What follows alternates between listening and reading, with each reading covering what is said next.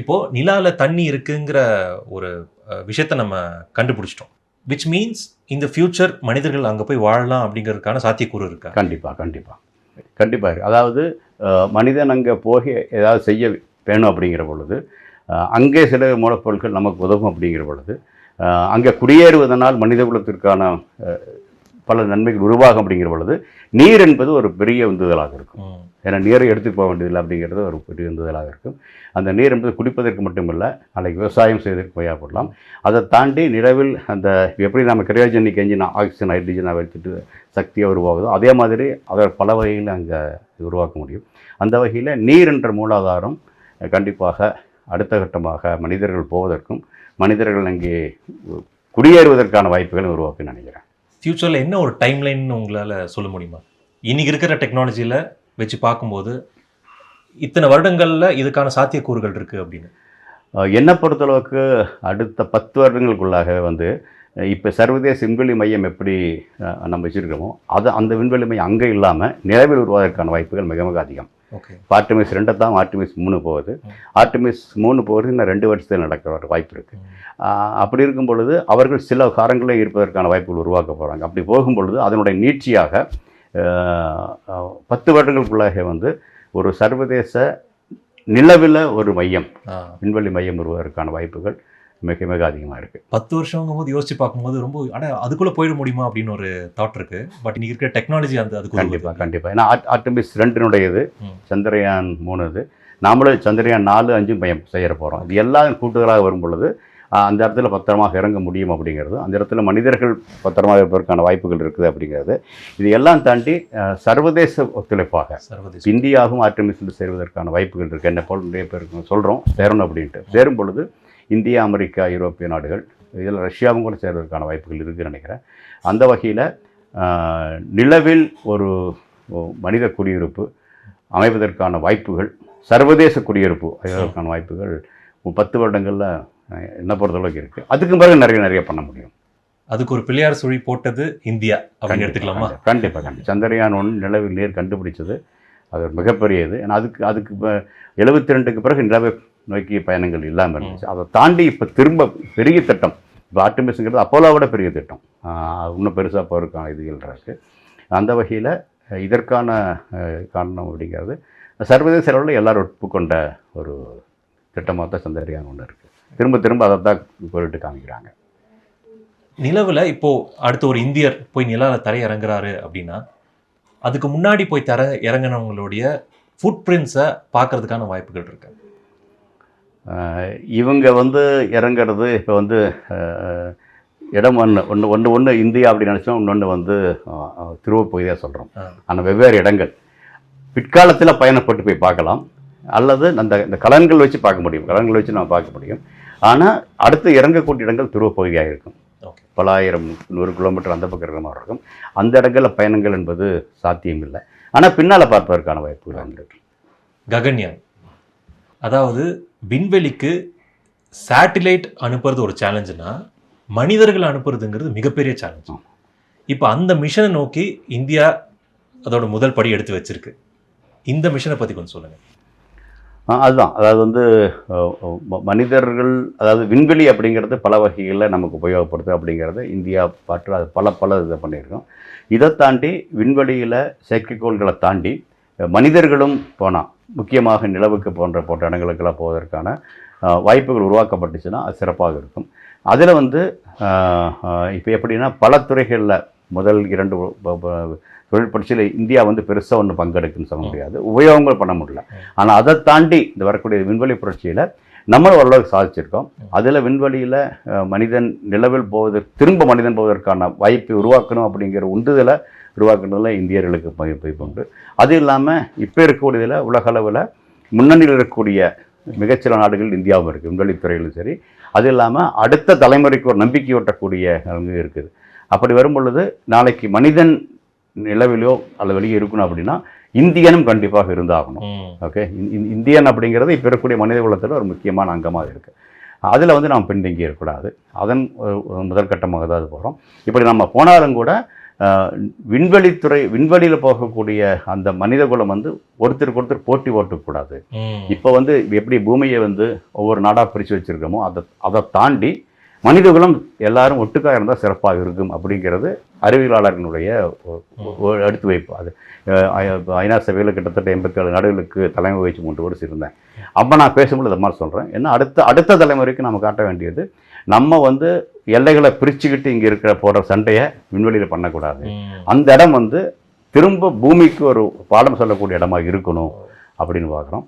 அந்த வகையில் இன்றைக்கி வந்து ஒரு கிரிக்கெட் டீமில் வந்து நான் சேரணும் அப்படின்னா, நான் வந்து ஒரு நல்ல பேட்ஸ்மேனாக இருக்கணும், அல்லது ஃபீல்டராக இருக்கணும், பவுலராக இருக்கணும், விக்கெட் கீப்பராக இருக்கணும், ஏதோ ஒரு நான் இருக்கணும். அப்போ தான் டீமில் சேர முடியும். ஆனால் டீமில் சேர்ந்தால் தான் என்னுடைய இது வரும். நான் தனியாக இருந்தால் சரி இருக்காது. ஆனால் தனியாக ஒரு திறமை இருந்தால் தான் டீமில் போக முடியும். இது ரெண்டு இருக்கு இல்லையா? அந்த வகையில் நாளைக்கு சர்வதேச அளவில் நடக்கக்கூடிய அந்த முன்னெடுப்புகளுக்கு இந்தியாவும் சிறப்பாக இருக்கணும் அப்படின்னா அதற்கு தன்னாலும் மனிதர்கள் அனுப்ப முடியும் அப்படிங்கிற திறமையை காமிக்கணும். அது வரும் பொழுது நாளைக்கு ஆர்டிமிஸ் போன்ற திட்டங்களில் இந்தியாவும் முக்கியமான பங்கு வகித்து போக முடியும் அப்படிங்கிறது நான் பார்க்குறேன்.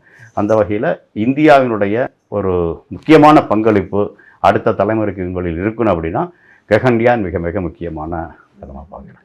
மனித குலம் ஒற்றுமையாக இருக்கக்கூடிய இடம் பூமியில் நடக்கும்னு எல்லாம் எதிர்பார்த்துட்டு இருக்கும்போது அது விண்வெளிக்கு போய் எந்த பிரச்சனையும் இல்லாமல் அங்கே ஒற்றுமையாக இருக்கணும் அப்படிங்கிற ஒரு பார்வையே ரொம்ப அழகான ஒரு பார்வையாக இருக்குது. ஸோ இந்த ககன்யான் மூலிமா ஒரு இந்தியன் ஸ்பேஸுக்கு போய் அங்கேருந்து நம்ம பூமியை பார்த்தாங்க அப்படின்னா அது இந்தியாவுக்கு எவ்வளோ பெருமையாக இருக்கும்.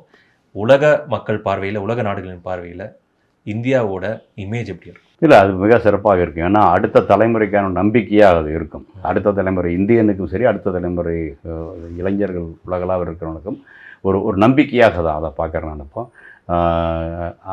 அங்கே போயிட்டு நம்ம வந்து இந்தியா அப்படிங்கிறத தாண்டி அடுத்த தலைமுறைக்கான ஒரு நம்பிக்கையாக அது உருவாகும் அப்படிங்கிற வழியில் பார்க்குறேன். ஏன்னா இப்போ இருக்கக்கூடிய வெப்பமயமாதலை தடுப்பதற்கான வாய்ப்புகளை நிலவு உருவாக்கும் அப்படிங்கிறத மிகப்பெரிய நம்பிக்கை இருப்பவங்க நானும் ஒருத்தன். ஓகே, ஆக அடுத்த தலைமுறை சிறப்பாக இருக்கணும் அப்படின்னா கண்டிப்பாக நிலவிலிருந்து சில இது கொண்டு வர முடியும். அதில் வந்து இந்தியா முன்னெடுப்பு எடுக்க வேண்டிய அவசியம் இருக்குது. ஏன்னா இப்போ இருக்கக்கூடிய இதில் வந்து உலகளவில் அதிகமான இளைஞர்கள் இருக்கக்கூடிய நாடு இந்தியா. உலகளவில் அதிக மக்கள் தொகை இருக்கிறது இந்தியா தான். இவங்க தான் எந்த ஒரு குடும்பத்திலையும் இளைஞர்கள் தான் அந்த குடும்பத்தை எடுத்துகிட்டு போவாங்க. அதே மாதிரி இளைஞர்களாக இருக்கக்கூடிய இந்தியா தான் அடுத்த தலைமுறைக்கான இந்த உலகத்துக்கான ஒரு நம்பிக்கையாக பார்க்குறேன். ககன்யான் அது ஒரு முக்கிய புள்ளியாக நான் பார்க்குறேன். ராக்கெட் லான்ச்சஸ் எங்களுக்கு வந்து அதை பார்க்கும்போது ரொம்ப பெருமையான ஒரு விஷயமா இருக்குது. ஒரு சில நிமிடங்கள் நடக்கக்கூடிய ஒரு நிகழ்வு தான் அது. ரொம்ப பெருமையாக இருந்தாலும் ஒரு சில நிமிடங்கள் நாங்கள் அதை பார்த்து ரசிக்கக்கூடிய ஒரு பெருமைப்பட்டுக்கூடிய ஒரு நிகழ்வு. பட் அதுக்கு பின்னாடி இவ்வளோ உழைப்பை போட்டிருக்கக்கூடிய உங்களுடைய மனநிலை ஒரு ராக்கெட் லான்ச் அப்போ எப்படி இருக்கும்? ஏன்னா பல வருடங்கள் படித்து வந்தது இல்லையா? இப்போ வருடம் முழுவதும் படித்தாலும் கூட அந்த தேர்வுக்கு போகும்பொழுது அந்த வருடம் முழுவதும் படித்ததை நான் என்ன படிச்சிருக்கிறேன், எனக்கு என்ன தெரியும் அப்படிங்கிற காமிக்கக்கூடிய தளமாகத்தான் தேர்வுத்தாளையும் வினாத்தாளையும் நான் பார்த்துருக்கிறேன். கிட்டத்தட்ட அதுவும் அந்த ஒரு கண்ணோட்டத்தில் தான் நான் என்னுடைய பல பயணங்களில் வந்து அந்த இறுதி கட்டம் அப்படி தான் இருக்கும். நாம் எல்லாம் சிறப்பாக செஞ்சுருக்கிறோம். இது எப்படி வரப்போகுது அப்படிங்கிற எதிர்பார்ப்பு வந்து ஒரு மாணவனாக எப்படி எனக்கு தேர்வுத்தாளை பார்க்கும்போது, வினாத்தாளை பார்க்கும்போது இருக்கும். கிட்டத்தட்ட அது மாதிரியான ஒரு மனநிலை தான் பல காலமாக இருந்திருக்கு. ஏதாவது ஒரு கட்டத்தில் ஐயோ something is going to be wrong அப்படின்னு பட்டு கடைசி நேரத்தில் அது வந்து தானாக சரியாகி ஒரு சக்ஸஸ் ஆகிருக்கா? அந்த மாதிரி நிகழ்வுகள் இருந்திருக்கா? அது மாதிரி அப்படின்னா, அதாவது நம்ம அக்டோபர் 22, 2008 வந்து காலையில் 6:22 தான் ஸ்ரீஹரிகோட்டாவிலிருந்து நம்முடைய பிஎஸ்எல்வி போச்சுன்னா அது வந்து சரியான காலகட்டங்களில் நிலவை சுற்றிய பாதையில் அடைவதற்கும் அங்கிருந்து மூன் இம்பேக்ட் ப்ரோப் வந்து அந்த தென்துருவத்தை பெறுவதற்கான இந்த எல்லா கணக்கும் சரியாக இருக்கும். ஆனால் அந்த சமயத்தில் பார்த்திங்கன்னா ஸ்ரீஹரிகோட்டாவை சுற்றி பயங்கரமான இடிமின்னல் இருக்கும். பெரிய மழையே போய் கூட பெய்யும். காலையில் 5:30, 6 மணி வரைக்கும் கூட அது தொடர்ந்துட்டு இருக்கும். அதனால் 6:22 நாம் ஆரம்பிப்போமா அப்படிங்கிறது பெரிய கேள்விக்குறி இருந்துச்சு. அது இல்லைன்னு இல்லை, நம்ம தயாராக பண்ணிட்டோம். ஆனால் இயற்கை வந்து இப்படி ஒரு இது கொடுக்குது, இப்போ போக முடியுமா அப்படின்னு. மலையிலும் கூட போக முடியும், ஏன்னா அதுக்கான பாதுகாப்பு தளத்தில் இருக்குது. ஆனால் இடி மின்னல் அப்படிங்கிறது ஒரு ஆபத்தாக முடியும். ஏன்னா இருக்கக்கூடிய மின் இதுகளுக்கெல்லாம் வந்து அது ஒரு பாதிப்பு உருவாக்கி இருக்கும். அதனால் என்ன பண்ணுறது யோசிச்சுட்டு இருப்போம். ஆனால் கிட்டத்தட்ட 6 மணிக்கு மழை நின்றும். இடிமின்னல் நின்றோம். அப்புறம் எங்களுடைய ரேடார்ஸும் வந்து இப்போ சரியாக இருக்குது, போகக்கூடிய வழியில் எல்லாம் சரியாக இருக்கும் அப்படிங்கிற சமிக்கையும் வரும். அது வந்து கிட்டத்தட்ட மேலே போகிறதுக்கு ஒரு 15-20 நிமிஷத்துக்கு முன்னால் தான் அந்த ஒரு இது வரும். அப்போ நிம்மதியாக மேலே நம்ம செயற்கைக்கோள் போகும். அப்புறம் பின்ன வரலாறாக மாறும். ஆனால் அந்த கட்டங்கள், அந்த இறுதி கட்டங்கள் வந்து ஒரு மிக மிக இதாக தான் இருந்துச்சு. என்ன நிறைய தயாராக வச்சுருக்கிறோம். 6/22 போகலை அப்படின்னா அதை அன்னைக்கு அனுப்ப முடியாது. அப்புறம் அடுத்த மாதம் அப்படிங்கிற ஒரு சூழ்நிலை வரும். அதை தாண்டி வந்து ஒரு அது மாதிரியான சில காரியங்கள் நமக்கு வட்பாட்பட்ட ஒன்று நடக்குது. அது அப்படிங்கிறது கொஞ்சம் இயற்கையோட ஒத்துழைப்புங்கிறது ரொம்ப முக்கியம் இல்லையா? கண்டிப்பாக கண்டிப்பாக கண்டிப்பாக. உலகம் இந்தியா மீது இருக்கக்கூடிய அந்த பெர்செப்ஷனை பற்றி பேசணும். நீங்கள் வெவ்வேறு நாட்டில் இருக்கக்கூடிய விஞ்ஞானிகள்கிட்ட பேசியிருப்பீங்க. இந்த சயின்டிஃபிக் அட்வான்ஸ்மெண்ட், இந்தியாவோட இந்த சயின்டிஃபிக் அட்வான்ஸ்மெண்ட்டை அவங்க எப்படி பார்க்குறாங்க, எஸ்பெஷலி இன் ஸ்பேஸ்? இல்லை, ஒரு காலத்தில் அவங்க வந்து நம்ம வந்து அவ்வளோ சரியாக எடுத்த மாதிரி பொருட்படுத்தின மாதிரியே இதான் தெரியும். ஏன்னா அந்த காலகட்டத்தில் நான் வந்திருக்கேன். கிட்டத்தட்ட 40 வருடங்கள் வரும் பொழுது முதல் காலகட்டங்கள் நம்ம வந்து அவங்க வந்து அது பார்த்துருக்கேன் நான். அதுக்கு பிறகு கொஞ்சம் ஓரளவுக்கு உன்னிப்பாக கேட்பாங்க. இப்போ நம்முடைய கருத்துக்களை கண்டிப்பாக அவங்க கேட்குறாங்க. முக்கியமாக நிலவு பயணம். அது நிலவு பயணம் சர்வதேச அளவில் போகணும். அந்த போகுவது வந்து சர்வதேச விண்வெளி மையத்தை தாண்டி நிலவில் ஒரு மையம் அமைக்கணும். அது முக்கியமாக துருவப்பகுதியில் வரணும் அப்படிங்கிறத நோக்கி கண்டிப்பாக அவங்க எடுத்திருக்காங்க. கிட்டத்தட்ட என்னை பொறுத்தளவுக்கு ஆர்டிமிஸ் 2 கூட அதனுடைய ஒரு தலனாக தான் இருக்கும். இதுவரைக்கும் அமெரிக்கர்கள் மட்டுமே போன இந்த மனித பயணங்கள், நிலவுக்கான பயணத்தில் அமெரிக்க ஒருத்தர் தான் இருக்கார். மற்ற நாட்டுக்காரர்கள் 3 பேர் இருக்கிற மாதிரி இருக்கு. அப்புறமா ஆண் பெண் அப்படிங்கிற மாதிரி வருது. கருப்பர் என்ன வெள்ளையினர் இது மாதிரி இருக்குது. ஆக கிட்டத்தட்ட அதை நோக்கி பயணங்கள் நடந்துட்டு இருக்குது. இப்போ அதில் நம்முடைய கருத்துக்களும் ஒரு முக்கியமான பங்காக இருக்குது. இப்போ அதே மாதிரி சமயத்தில் சுபான்ஷ் சுக்லா போயிட்டு வந்தார். இது எல்லாம் சேர்ந்து நாளைக்கு இந்தியாவும் மற்ற நாடுகளோடு சேர்ந்து இந்த மாதிரி விண்வெளி பயணங்கள் போவதற்கான வாய்ப்புகள் சிறப்பாக இருக்குதுன்னு நினைக்கிறேன். அந்த வகையில் என்னை பொறுத்தளவுக்கு இன்றைய காலகட்டங்களில் இந்தியா ஒரு தவிர்க்க முடியாத ஒரு தளத்தை அறிவியல் துறையில் அடைஞ்சிருக்குது அப்படிங்கிறத, விண்வெளித்துறையில் அடைஞ்சிருக்குது அப்படிங்கிறத இதனால் கண்டிப்பாக சொல்ல முடியும். இந்தியாவில் பொறுத்த வரைக்கும் மில்லியன்ஸ் ஆஃப் என்ஜினியர்ஸ் வந்து வராங்க ஒவ்வொரு வருஷமும். அந்த எனர்ஜியை இப்போ நீங்கள் சொன்ன மாதிரி இந்தியா தான் யங் பாப்புலேஷன் வந்து ரொம்ப ஸ்ட்ராங்காக இருக்குது. அந்த எனர்ஜியை சயின்ஸ் அண்ட் இனோவேஷன் நோக்கி நம்ம டைவர்ட் பண்ணோம்னா இந்த இந்தியாவுடைய இந்த விண்வெளி ஆராய்ச்சி எந்த அளவுக்கு பயன்படும்? இல்லை, அதற்கான பணிகள் ஆரம்பிச்சிட்டு தான் சொல்ல முடியும். சமீபத்தில் மத்திய அரசு அறிவித்திருந்த ரிசர்ச் டெவலப்மெண்ட் இன்னோவேஷன் ஃபண்ட் அப்படிங்கிறது மிகப்பெரிய கிட்டத்தட்ட 1.5 லட்சம் கோடி இது பண்ணிச்சிருக்காங்க. இது வந்து இது மாதிரி இளைஞர்கள் அவங்க முன்னெடுத்து வைக்கக்கூடிய ஒரு இன்னோவேட்டிவ் ப்ராஜெக்ட்ஸ் தான் அவங்க கொடுக்குறாங்க. அதில் பல இளைஞர்களுடன் கலந்துரையாடுவதற்கும் அவர்களுடன் சேர்ந்து பணிபுரிவதற்கான வாய்ப்பும் எனக்கு கிடைச்சிருக்கு. இது வந்து என்ன ஆகுதுன்னா, இது ஒரு நல்ல ஒரு சூழ்நிலை உருவாக்கி இருக்குது. அதாவது இந்திய விண்வெளி ஆய்வுக் கழகம், இந்திய பாதுகாப்பு ஆராய்ச்சி நிலையம், CSIR, அதே மாதிரி அணுசக்தி அந்த கழகம், இதை தாண்டி அதாவது அரசினுடைய இந்த பெரிய நிறுவனங்களை தாண்டி இளைஞர்களும் தனியார் துறையில் செய்யணும் அப்படிங்கிறதுக்கான ஊக்குவிப்பு ஒரு மிக சிறப்பாக இருக்குது. அதில் நிறைய இளைஞர்கள் வந்திருக்காங்க. ஒரு காலத்தில் நான் படிக்கும் பொழுது ஒன்று அரசு துறைக்கு போகணும் அப்படிங்கிற மாதிரி இருக்கும், அல்லது தனியார் துறையில் பணிக்கு போகணும் அப்படிங்கிற மாதிரி தான் இருக்கும். ஆனால் இப்போ நிறைய பேர் வந்து தான் ஆரம்பிக்கணும், அல்லது அப்படி சில பேர் வந்தாலும் கூட அப்பா அம்மாவுடைய தொழிலாக இருக்கும், அதில் போகிற மாதிரி தான் இருப்பாங்க. அது வந்து மருத்துவராக இருக்கலாம், அல்லது தொழிலாக இருக்கலாம். இப்போ அதை தாண்டி முதல் தலைமுறையிலே வந்து இந்த மாதிரி ஸ்டார்ட் அப் அப்படிங்கிறது வருவதும், அதில் மிக அதிகமாக இது மாதிரி விண்வெளித்துறை ஐடி துறையில் நிறைய மாணவர்கள் வருவதும் என்னால் பார்க்க முடியுது. அதில் சிலர் நல்லா பரிணமிக்கிறாங்க.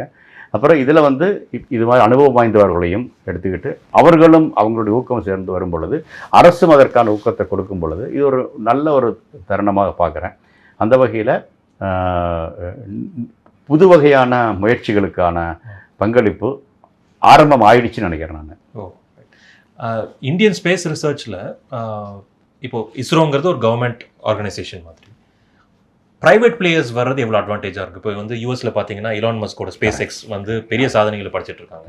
அந்த மாதிரி இந்தியாவிலையும் வரணும், பிரைவேட் ஆர்கனைசேஷன்ஸ் வரணும்னு நினைக்கிறீங்களா? வந்தா எந்த அளவுக்கு? கண்டிப்பாக வர வேண்டிய அவசியம் இருக்குன்னு நினைக்கிறேன். ஏன்னா ஒரு ஒரு ஒரு காலகட்டத்துக்கு தாண்டி பார்த்தீங்கன்னா இது மாதிரியான நாசாவில் அப்படி தான் நடந்துச்சு. இப்போ அது மாதிரி அதே மாதிரி இஸ்ரோவுக்கு நடக்கலாம்.